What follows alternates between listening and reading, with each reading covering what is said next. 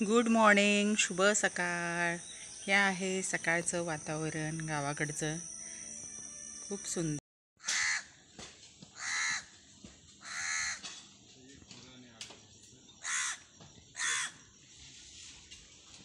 ही देशी गाय इथं बांधलं आहे आमच्या कपिलेला आणि अजून मुहूर्तावर घेऊन आलेलो आहोत.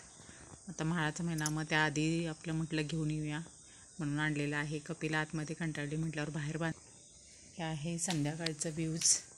आणि इथं मी गोऱ्या केल्या होत्या, त्या पाऊस येईल म्हणून बाहेर काढलेल्या आहेत अशा. आणि उद्या पुन्हा उन्हात घालायच्या आहेत, पण उद्या आता बघू. बसून कंटाळा आलेला आहे. इथं नेटचा प्रॉब्लेम आहे मेन, आणि केस असे इकडं तिकडं विस्कटलेले आहेत आणि वेळ नाही गेला की बोर होते. आता कोल्हापूरला जायचं आहे, पण आता सिद्धेश किती वाजता येईल त्याच्यानंतर जाईन. आणि कसं आहे, इथं मी बसून राहिले म्हणजे गायीवर कावळा वगैरे बसतो आहे आणि मग टोच मारून वगैरे जातो आहे, त्यामुळं त्याला हे होईल म्हणून, दुखापत होईल म्हणून. सकाळी खरडा, चपाती, भात, दोडक्याची भाजी वगैरे केली. आणि दिवसभर म्हणजे गाय इकडं तिकडं अशी हे करत होती. कसं असते, गळ्यापतन हे होणे म्हणजे दोरी वगैरे गुंडळली जाऊ नये म्हणून थोडंसं बसावं लागते. कावळा वगैरे किंवा आता जंगलातलं घर आहे त्यामुळं थोडंसं लक्ष द्यावं लागतं.